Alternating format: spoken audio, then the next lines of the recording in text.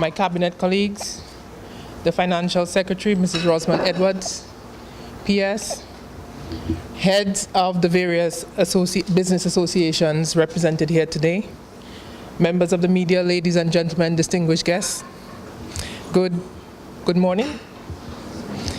The Honorable Prime Minister has just provided an overview of the program and how it benefits the lives of each and every Dominican. Permit me, however, to share with you some information on how the program actually works. The program is governed by the regulations made under the Citizenship Act of the Laws of Dominica, and the pertinent regulation is SRO number 37 of 2014, as amended. In 2014, we established the Citizenship by Investment Unit. This unit is responsible for administering the program and for processing all applications for citizenship by investment. It is currently headed by Ambassador Emmanuel Nanton, who is assisted by a Deputy Director, 3 senior examiners, 4 examiners, a corporate services officer, and administrative staff.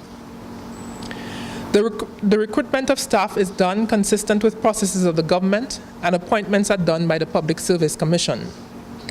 The staff obtains on-the-job training in best practices in processing of applications, anti-money laundering and financing of terrorism procedures, and data protection. In addition, staff members are required to be knowledgeable of all the relevant laws and regulations. The continued success of the program can only be assured if we maintain the strictest due diligence practices. So it may be helpful to describe for you the process that is followed.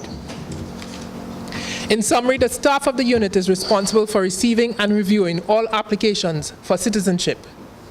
A disclosure form detailing financial information, employment history, and other relevant information with supporting documentation has to be filled out by each and every applicant and submitted to the unit with payment of due diligence and processing fees. A due diligence investigation and report is carried out on each applicant. This is done by one of 4 reputable due diligence agencies resident in the United States, the United Kingdom, and Canada. These are Bishop Services, IPSA International Inc., Thomson Reuters GRC Inc., SRM Intelligence, and Risk Consulting Limited. Additionally, checks are carried out by IMPACTS, that is the CARICOM Implementing Agency for Crime and Security, and friendly governments are asked to run the names through their database. If the due diligence report is unfavorable, the applicant will be rejected. If it is favorable, then the applicant is evaluated further by the examiners at the unit. If it is felt that an interview is necessary, then this will be arranged. And for this purpose, 2 committees were appointed to conduct interviews of applicants. The committees are chaired by the Honorable Attorney General and the Financial Secretary, respectively, and include representatives of the Special Branch of the Police Force and senior staff of the Citizenship by Investment Unit. It is only after an application goes through this process that a recommendation for the granting of citizenship is made. At that point, the applicant is asked to pay the investment fee, and on receipt of that fee, a certificate of naturalization is issued. The agent of the applicant is thereafter responsible for obtaining a passport for their client. That, ladies and gentlemen, in a nutshell, is the process that is followed.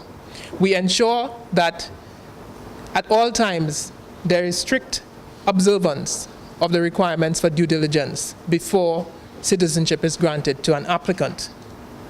Now, you may be aware that there are 2 aspects of the program: a direct cash investment, where funds go directly to the government, and then the approved projects. In keeping with the rationale for the program, namely to increase foreign direct investment, it was decided that an incentive would be given to investors to encourage the construction of major projects. How does this work? An individual can invest a sum of US $200,000 into an approved project and pay a minimum of $50,000 directly to the government.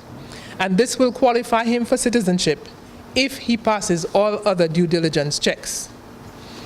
At present, there are 6 approved projects, which are all hotel development or housing projects. And these include the following: the Range Kempinski project at Portsmouth, the Silver Beach Marriott, also at Portsmouth, the Hilton Curio Sunstone Inn project at Salisbury, Bois Cotlet and Jungle Bay at Soufriere, and the MMC housing project at Bellevue for the resettlement of the Petite Savane community. And the Prime Minister just indicated or described what that community will comprise of. We have sought to put in place a very transparent process for the CBI program. Matters related to the investment arm of the CBI are administered through two committees, a technical and a ministerial committee.